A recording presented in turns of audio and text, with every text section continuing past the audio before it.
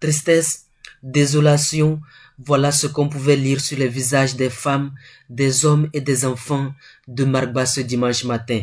Marba, ce village du canton de Nature, situé à 25 km de Dapon, s'est réveillé avec consternation et sous le choc. 2 explosions, la première près de l'école primaire publique de Marba et l'autre à 400 mètres. Si la première explosion n'a fait aucune victime, la deuxième, elle a été fatale en touchant 9 adolescents, dont 7 morts et 2 blessés graves qui se trouvent en soins au centre hospitalier régional de Dapon. Pierre Snanja, habitant de ce village, sa maison est située à quelques encablures des lieux des explosions. Il raconte les faits. À 1h10, la scène s'est passée à 1h10. On entend le premier coup. Devant notre devanture, ça ne fait pas tellement, ça fait quelque chose de 6 mètres de notre cour. Et ça ne fait pas même quelque chose de 20 et 15 minutes. On entend encore, ils étaient en l'air, ça fait fou. En même temps, j'ai entendu POUM! Et vraiment, les balles sont percées, rentrées, ils ont frappé les toits de nos cases. Et ça a percé même les choses, les balles sont percées, rentrées même dans la chambre.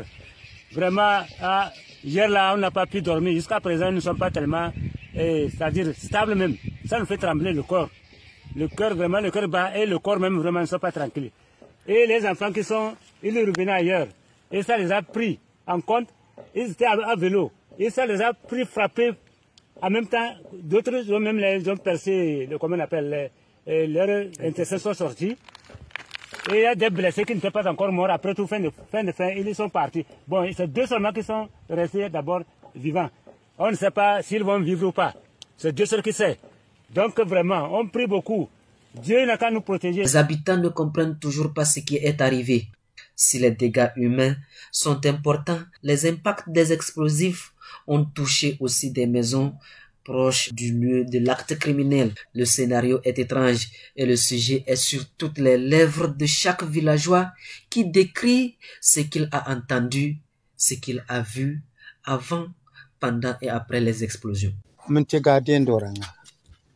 Comme moi je suis vigile à l'hôpital, dès 19h j'étais là-bas. Mais j'entendais un bruit en l'air, comme s'il y avait un hélicoptère qui tournait. Et après j'ai entendu l'explosion près de ma maison. Et je me suis dit, qu'est-ce qui se passe? Aussitôt, j'ai vu mes enfants courir vers l'hôpital pour venir me dire qu'il y a eu explosion près de la maison et qu'il y a des enfants qui sont morts derrière ma maison. Aussitôt alerté, je suis arrivé sur place et j'ai vu les enfants qui étaient morts.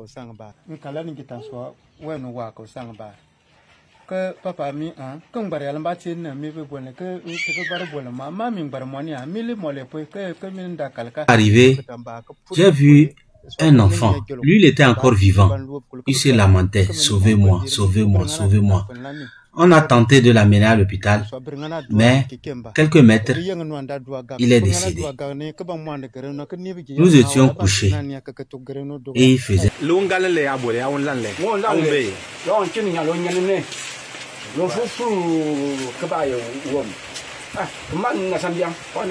Hey, on demande de Dakar. On a raffiné. On passe un morceau. Comment dire? Mais tu me regardes, j'ai ma gueule balo. Que ça, on s'en fout. Et ça, on tient mon bandeau de bonne le aller. On peut te le aller tout quoi d'elle. Tu vois là, on y a une bière. On y a un fou comme à foi. Donc, ça te demande comment y en parler. On peut le voler.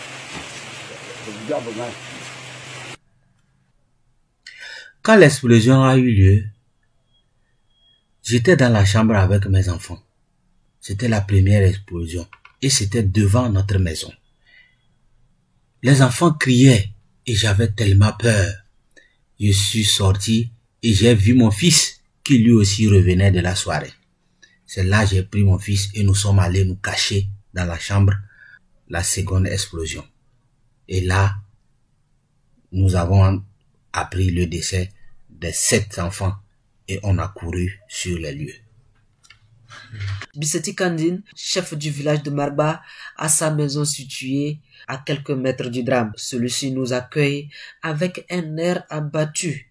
Il décrit les circonstances et sensibilise sa communauté sur les risques et dangers liés aux attaques terroristes.